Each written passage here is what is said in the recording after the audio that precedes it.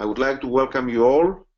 From what we can see, there is already a good amount of participation. A few minutes later, I will go through the participants. This is a very important meeting today, webinar, and we have to share with you important updates.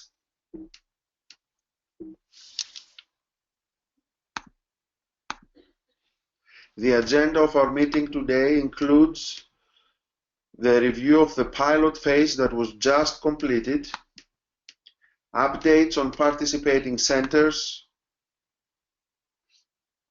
a report to you how we're doing with data monitoring, share with you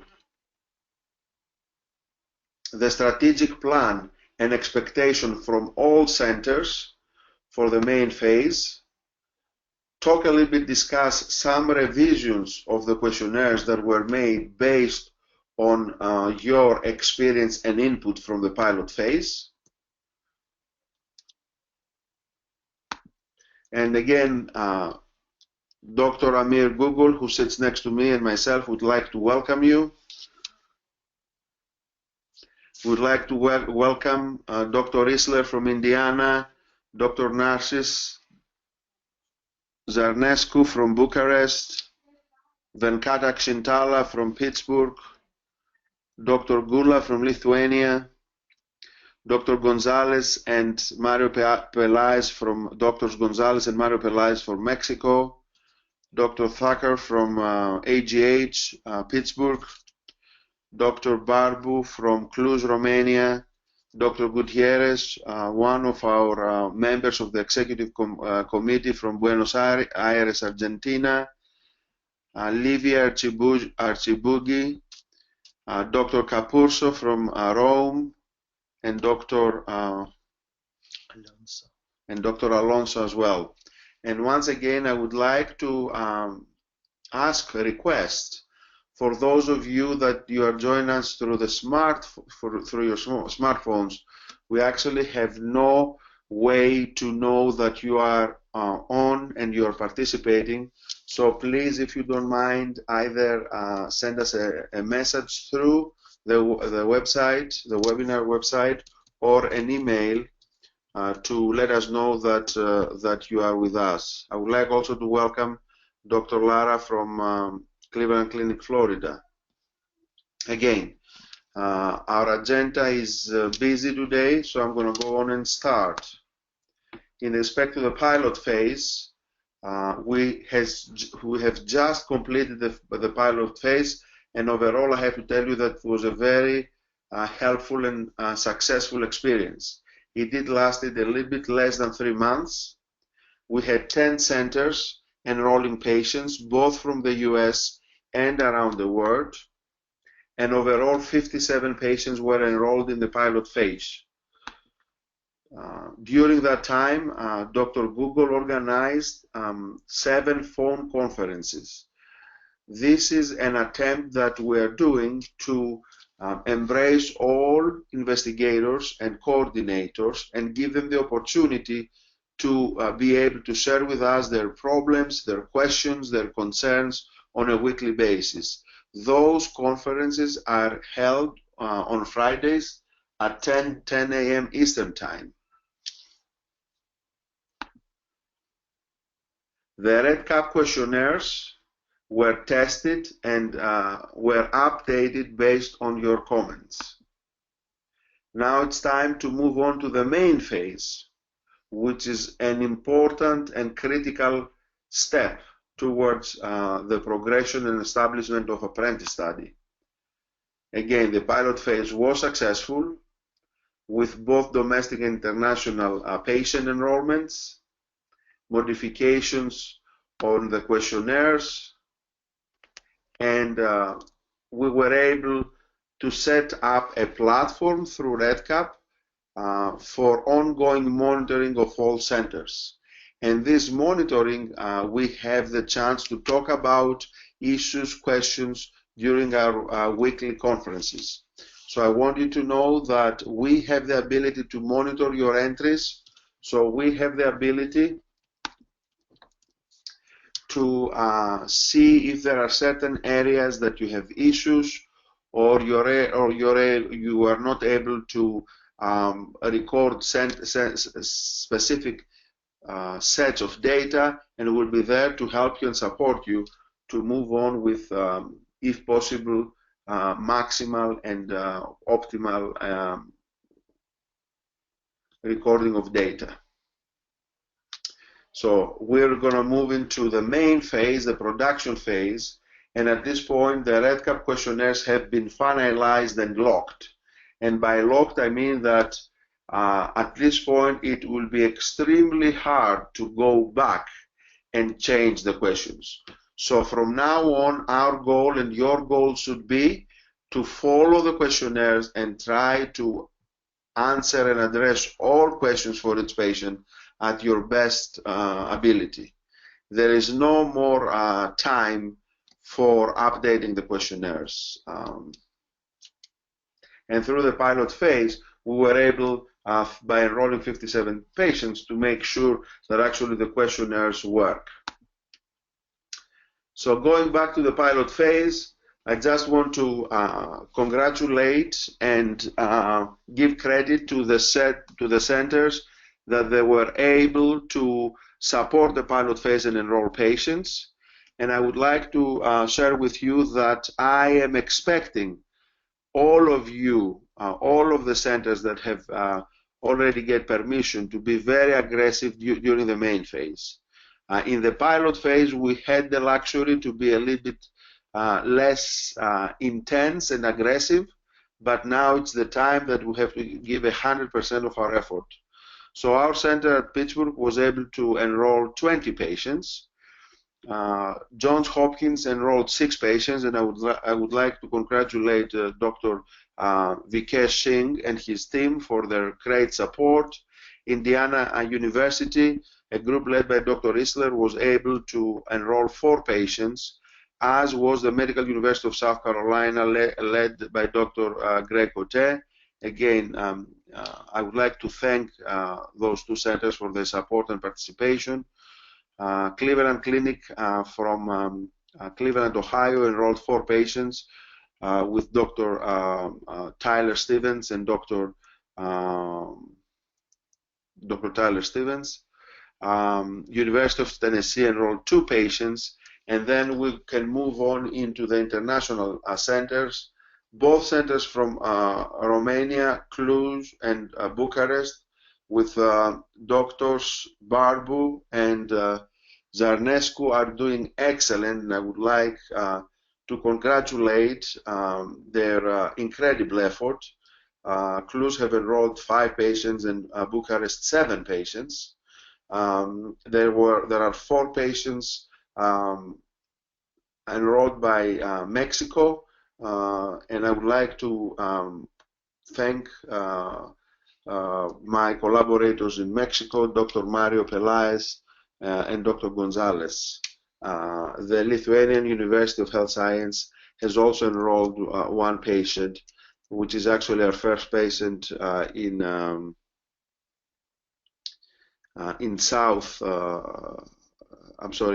Eastern Europe, and I would like to congratulate them as well, and specifically Dr. Gula for all her effort.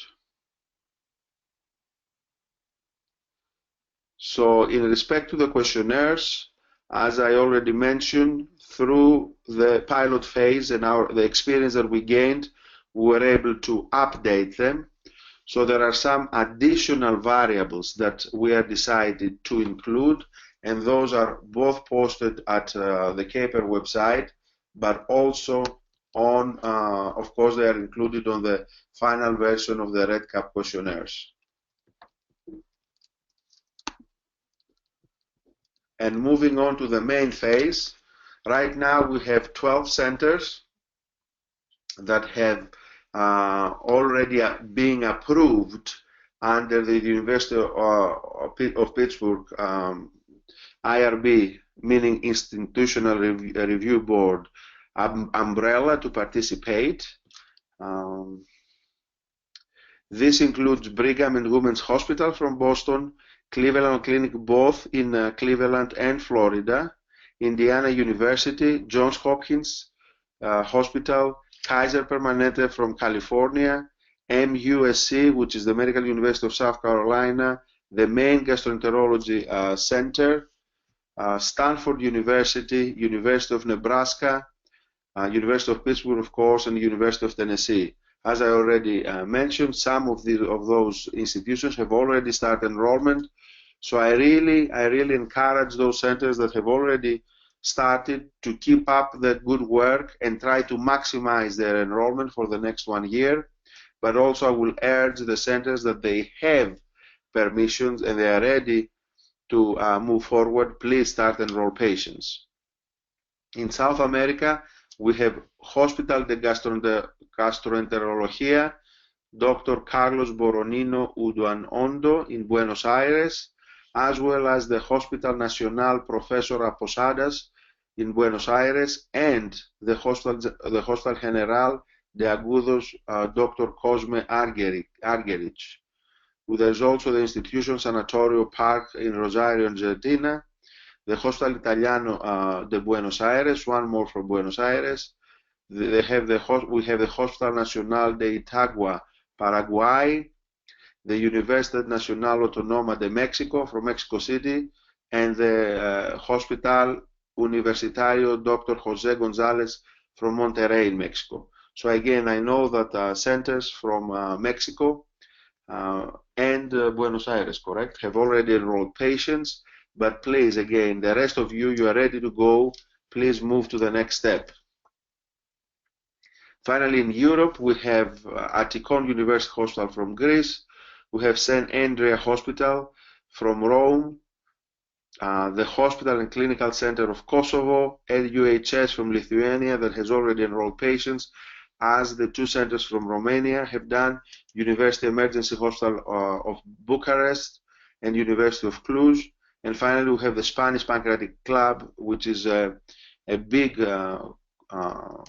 group of 16 centers that is led by Dr. Enrique Di Mattaria, one of our members of the executive committee, that they have also committed into contributing patients as well. Finally, we have 3 centers from Asia. They have not contributed patients yet, but we are really looking forward to their participation. Apollo Glina Eagles Hospital from Kolkata, India, as well as the Postgraduate Institute of Medical Education and Research from Chandigarh, India, and finally the Tehran University from Iran.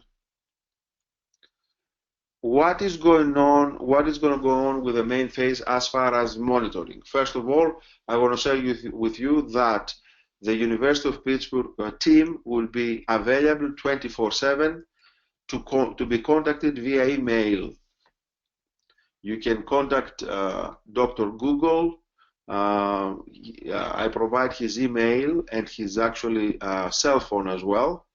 The Red Cap manager at the University of Pittsburgh that has helped us that has helped us a lot, and we can address Red Cap specific questions to them. I provide their email over there as well, and of course my email as well. So feel free whenever you have a question, and we understand that this could be during enrollment, to shoot us an email or even direct call Amir. We're going to continue for the next few months with the weekly progress conferences. We really want to keep up the momentum, and we really want to give you the opportunity to ask us of any potential questions that you have. And on top of that, we're going to be scheduling webinars in critical time points to update you with our progress. On an average, these webinars are done once every 2 months. At this point, I will pause for a second, and I would like to let you to welcome Dr. Mendoza, Dr. Ferreira Bogado, and Dr. Vikesh Singh that joined us for the meeting. And again, I would like to stress out with you We are very excited with your participation. We have already reached 20 participants. But please, again, those of you that are joining us through your smartphones, please send us a short text or email letting us know that you are on, so we can welcome you in person as well. As again mentioned earlier, Dr. Amir Gougol will be available and will be organizing weekly progress conferences on Fridays at 10 a.m. Eastern Time through Skype. What we want is all participating centers to be present in these conferences. This is a huge effort from our part, the coordinating part from the University of Pittsburgh.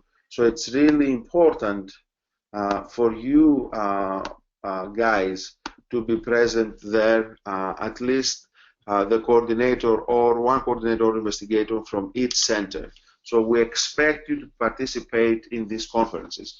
Otherwise, there's no point doing this progress conference. It's mainly for all centers to address issues, questions, and keep up the momentum. So it's very important to have that in your calendar and schedule and try to follow it on a weekly basis. I do understand that there will be times that you cannot join us, but we would expect in those instances the center that is unable to join to email us, email Dr. Gougol, letting us know that they won't be present and update us with their enrollment prior to the time of conference. What are our goals for the main phase? And as I said, we are done with the pilot phase, which was a little bit less intense. Now this is the time to move forward and being able to prove to ourselves and the scientific community that we, as a consortium, can do high power and ambitious studies. So the goals for the main phase, first of all, the duration of the phase will be around 1 year. So we expect to run it until March of 2017.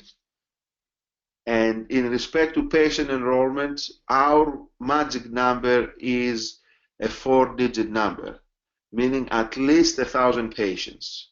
I think having at least 1,000 patients, we will have an important, a significant mass of data to be able to report in many different levels and subjects. We plan to present a brief interim analysis of enrollment and data on Pancreas Fest, which will be held the last week of July, as every year, in Pittsburgh, PA. What I want and what your goal should be from each of the participating centers that we mentioned before is at least 2 patients per week.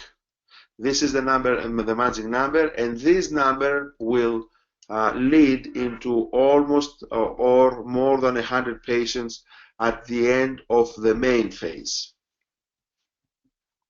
All the information should be recorded prospectively, and you have to give your best effort to record all different variables. This will only be the way to have good quality data for our manuscripts. And also another expectation is for each center to participate in the weekly conferences, as I mentioned before. Again, we have already, in previous webinars a few months ago, assembled an analysis, data analysis and publication committee that includes Dr. Singh, Di Madaria, Kochar, Gutierrez, and Papachristou. And as you can see, we really try to involve all different areas of the world with representation of both Europe, Asia, South America, and North America. The role of this committee will be to collect all requests about ideas for manuscripts and honor them, to set deadlines. So whoever investigator or center is in charge of a research products, they will be strictly monitored and they will have a tight deadline to produce the manuscript. If they are not able to follow this deadline, we might need to give the project on a different center or investigator. So deadlines are very important. Decisions on authorships will be made by the publication committee as well. And our goal, as I have many times mentioned to you, is to be all-inclusive, to be able to add as many centers as possible as co-authors in each of the manuscripts that will be prepared. And finally, within the next 6 months, after having collected a significant amount of data, we will start the process of searching for funding, which will move the study on a different level as far as opportunities and establishment. At this point, we're gonna briefly describe the changes that have been made in the questionnaires. And this part of the presentation will be done by my research scholar, Dr. Gougol, who sits next to me. I would also like to welcome Dr. Bi-Chen Wu from California that joined us on a very early hour in California. And again, at the end of the webinar, we will have the opportunity to discuss and address questions. So if you have any questions, you can do that by clicking on the yellow hand sign. So at this point, I will have Amir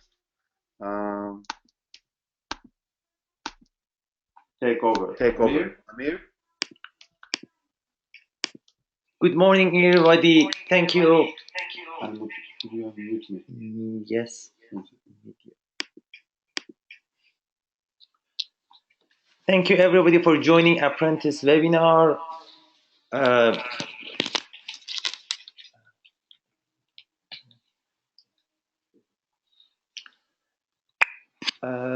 And I'm gonna thank you, Dr. Papacristo, for giving me this opportunity to go through some changes in the questionnaire, and appreciate all great participants, all great center of research in pancreas from all over the world for joining us.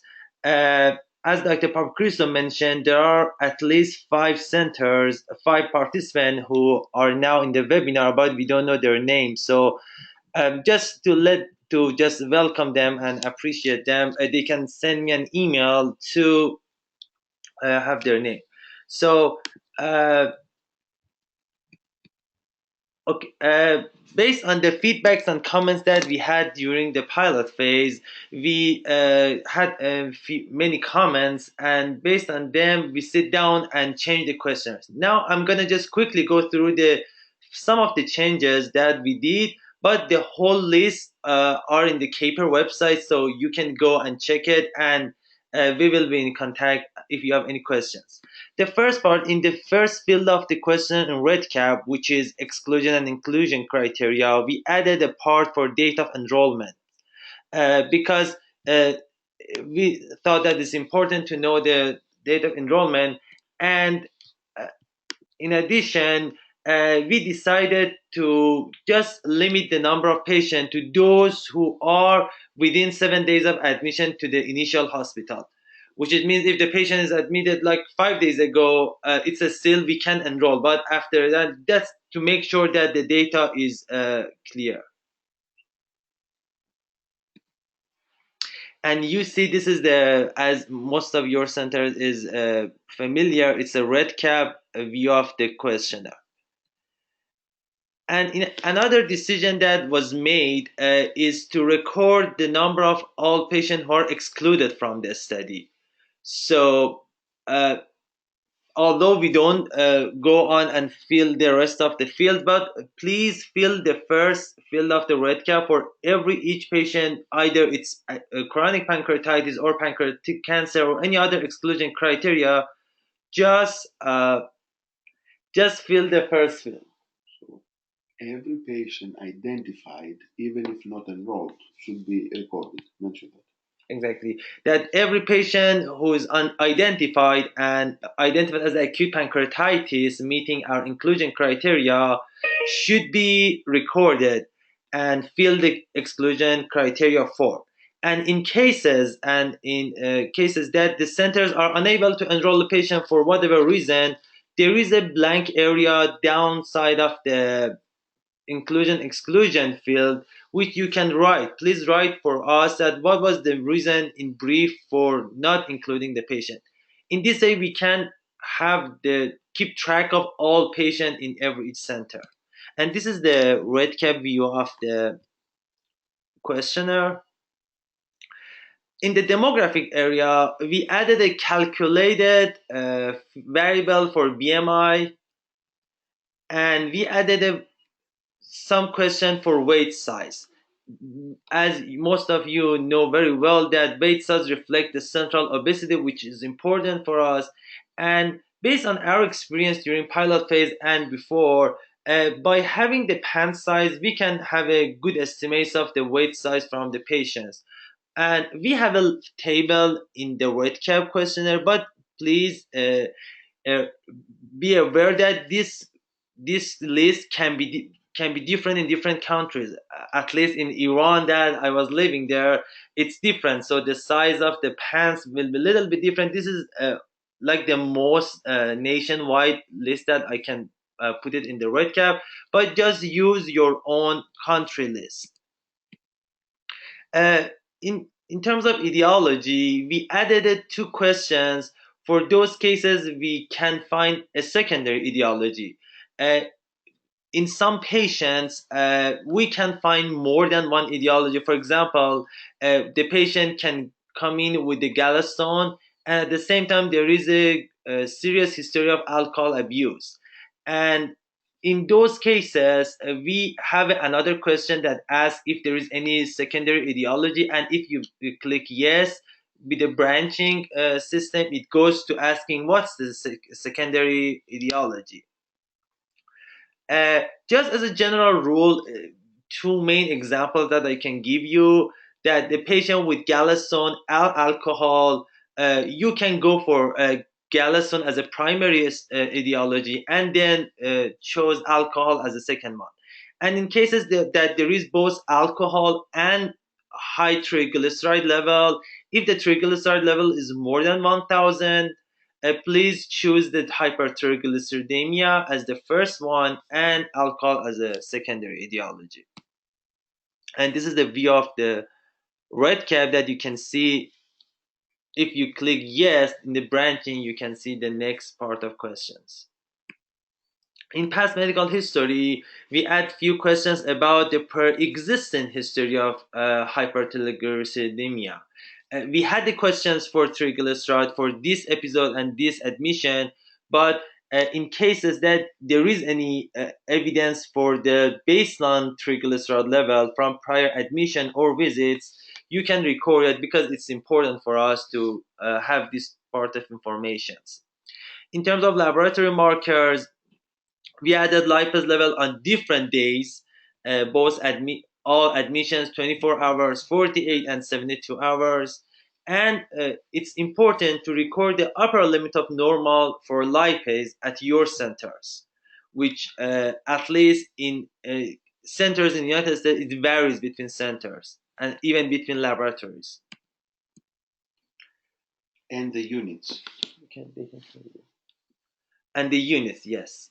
Uh, Narcotic was the most problematic part of the questionnaire during the pilot phase. I received many comments in this part. We categorized, after reviewing all comments, to five general groups. First, there is narcotics for pain management. Second group are non-steroidal anti-inflammatory drugs. Second, based on a few centers in Europe, epidural analgesia can be used, tramadol, and the others. For the narcotics, as you can see in the red cap view, if you choose yes, with the branching system, you will see a list of common narcotics. And then after clicking every each of them, you will see another question asking the total amount administered over the 24 hour. For example, if it's on 24 hours field, you have to record all, for example, hydromorphine, which was administered during the first 24 hours. The amount. And I'm just to let you know that all recording should be in milligram. I have like many notes in the red cap, you can see it, but just to make sure that all amounts are in milligrams. And we have to record it at 24 hours, 48 hours, 72, and on day 7. Uh, for imagings, we had few problems for some patients that they had more than one CT scans, both at the time of admission and later on in their course of hospitalizations. So for those who just have more than one contrast enhanced CT scans, please choose that scan that is closest to day 7. So in this way, we can have a consistent data from all centers.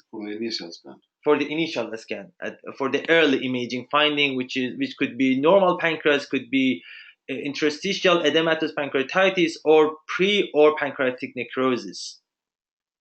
And we have question on date of this scan that in the WordCap questionnaire. And for the late imaging, which is mainly asked about Waldorf necrosis, if there is more than one contrast enhanced CT scans, please choose the one which is closest to day 30. Few other clarifications that for nutrition part, when we have many questions about if after attempting a kind of nutrition, if it is tolerated or not.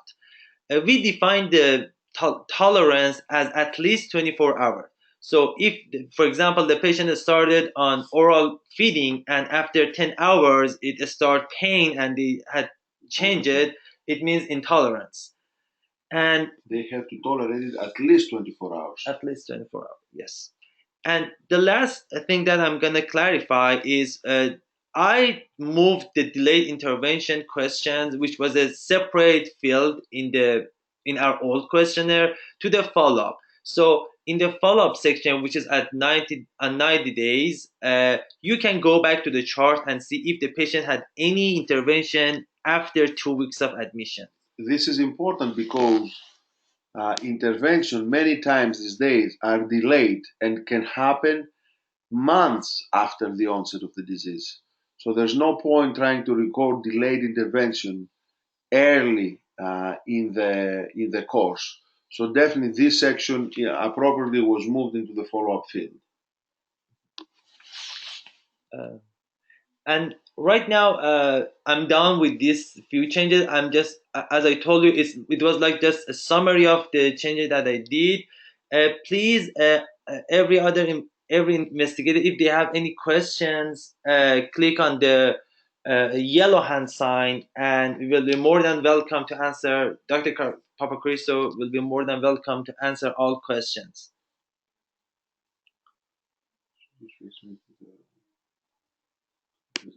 Yes.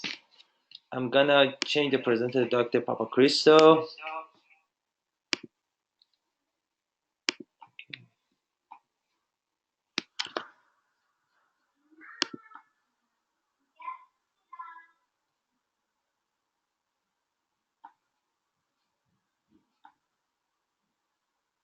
Yes.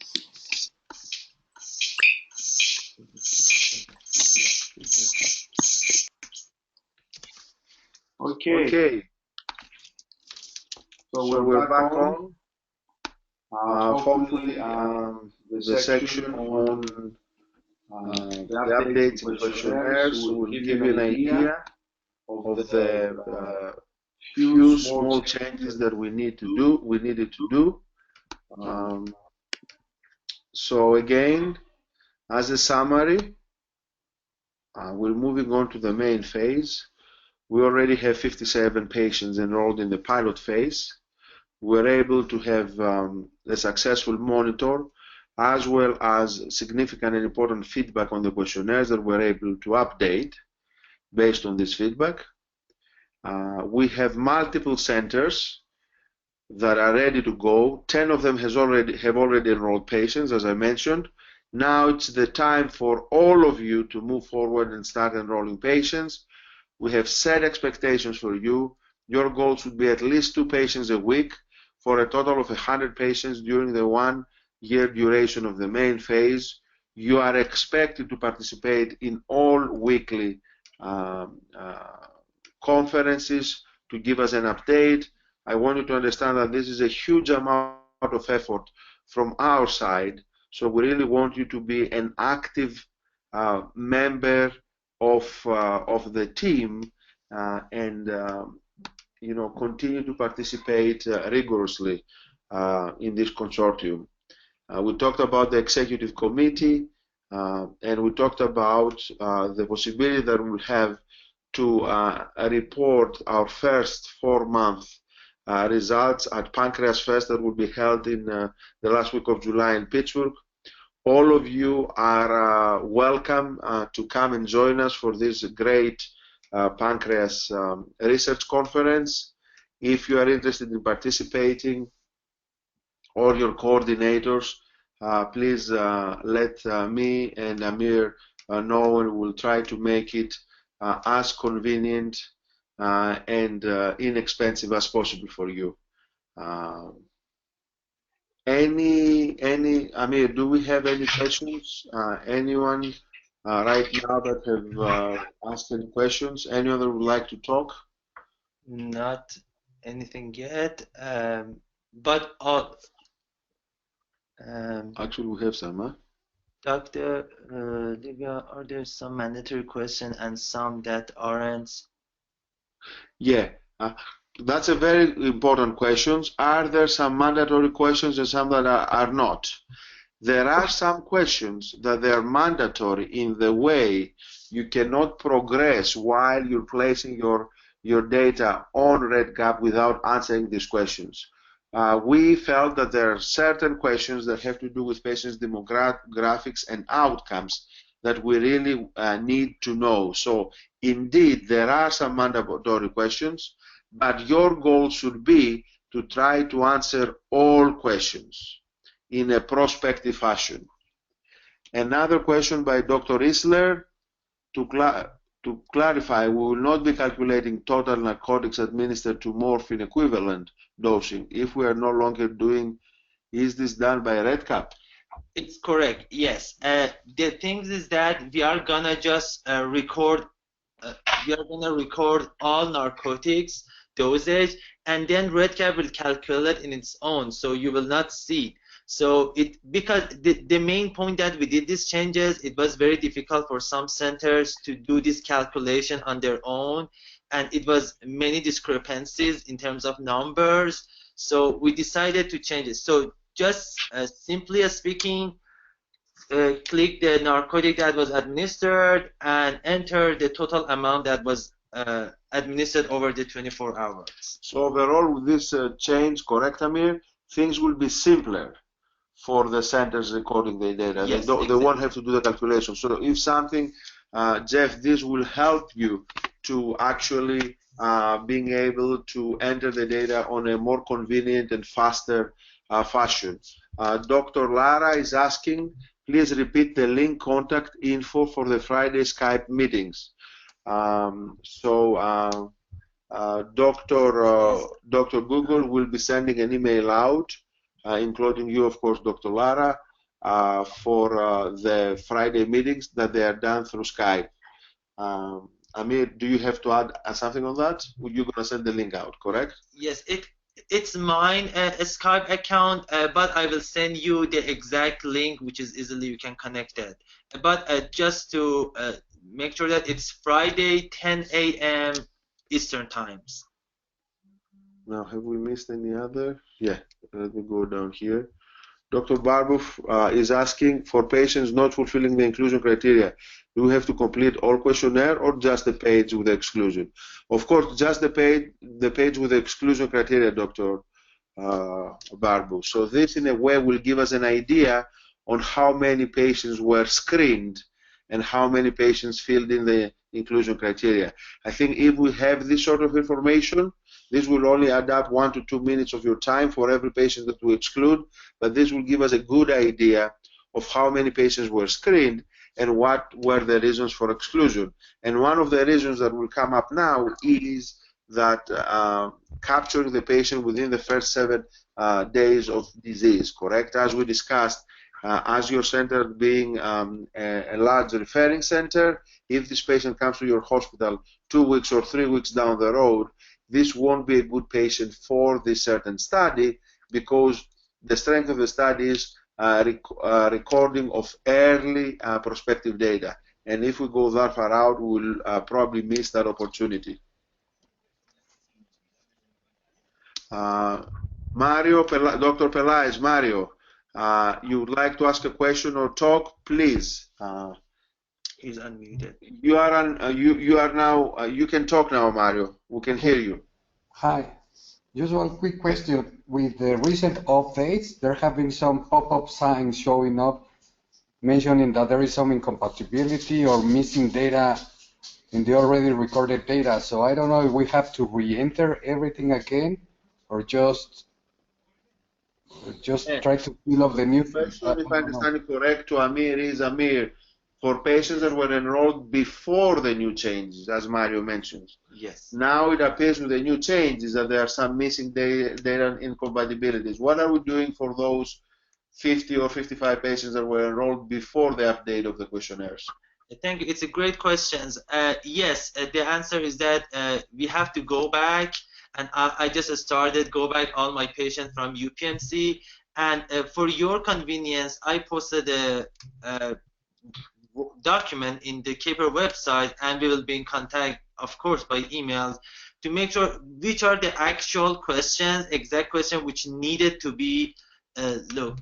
I think it's not many, so I know it's a little bit time consuming, but yes, the answer is that we have to go back and fill these new changes in order to be able to use our patient from pilot phase into the main phase pool.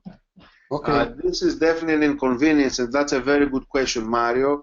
And we're really sorry about this inconvenience. But this also proves the point that right now that we have come up with a very good plan as far as our questionnaires, and we're locking them, there's no point of change the questionnaire down the road, because this will create much more problems. So I think we have spent significant amount of time and effort. We've made the questionnaires as good as we could, and we're gonna stick with where we are now with no more changes for the next 1 year. But please, for the few first patients that you guys have enrolled, if you could go back and update the questions under Amir's guidance, that would be very important. Okay. Very important. That's a very good question, Mario. Thank you. Thank you. And I'm gonna just say every other participant are unmuted, so they are welcome to, if you want to talk. I don't see any other questions. So in respect to your texts, we try to address all of those, but these are all very important points, especially Jeff's and Mario's questions are very important, were very important. So I think at this point we all have a good understanding of where we are. I hope that I was able to emphasize and make you understand that this is a critical time. This is the time for the study to move forward. This is the time for you guys to keep being committed and start enrolling patients. This has been an incredible 1 year that we have spent a significant amount of time, or even more than 1 year, on Apprentice. I think that this is a very promising and we have the opportunity for something really big. the coordinating center, University of Pittsburgh, have placed a tremendous amount of time, and I would like to again thank my collaborators, Doctors Gougol and Kudrubakis and Greg Owens, for all their efforts. And I really want you guys to commit to our study, enroll. We're going to continue enrolling at the University of Pittsburgh very aggressively. We're able to reach a number 20 during the pilot phase, so there is space for the other centers also to continue and improve their numbers of enrollment. I think if we are able to reach 1,000 patients, that's going to be a very, very strong and robust data set throughout the world. And it's going to result in many significant papers in the field, but also this will be the backbone for future studies, even randomized controlled trials and collaborations. Are there any more questions? No. Amir, at this point? So at this point, we have no more questions. I don't know if any of you would like to just say hi or even comment on all the above. Again, I would like to thank you for your commitment up to now. I'm expecting from you really to being able to continue and work even harder with enrolling patients.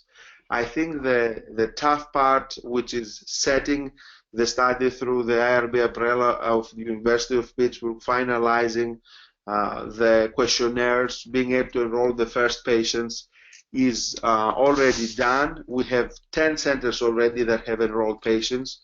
So every center can do that. Every center that can enroll, every center that participates can be very aggressive. So looking forward to your participation. Dr. Zarnescu from Romania is asking, when can we start thinking about projects? Yesterday, today, tomorrow. Narcis, the sooner the better. So if you are interested in a certain topic, and hopefully your question should come through the questionnaires, through the recorded data that we have, please share that with us, with Amir and myself, and I will share that with the executive committee. And in our next webinar, it will be great if we have, if we already have some questions and potential projects from the participants that we can actually starting and assigning sooner than later. So again, whenever you have an idea,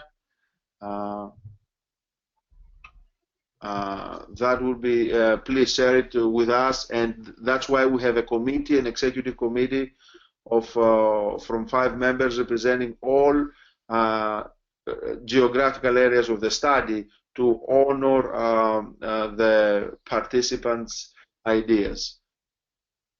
Dr. Gutierrez from Buenos Aires commented that it's an important thing installing Skype for the Friday conferences, and we're going to be doing that.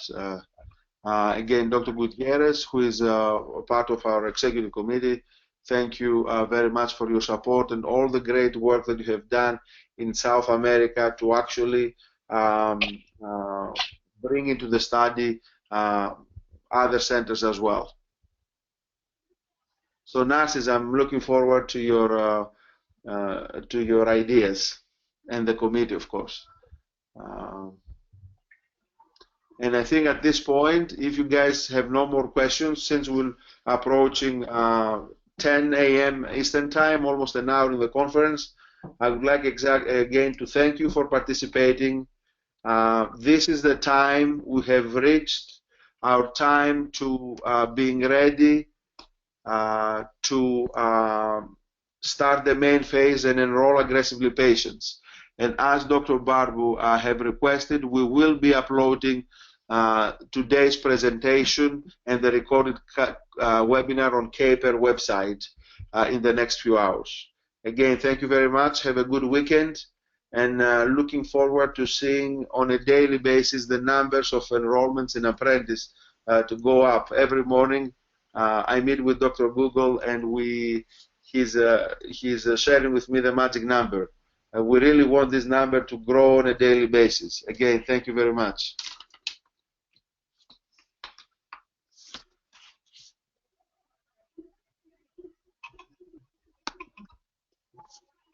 Thank you. Goodbye. Bye. Thanks very much. Have a nice weekend. Bye-bye.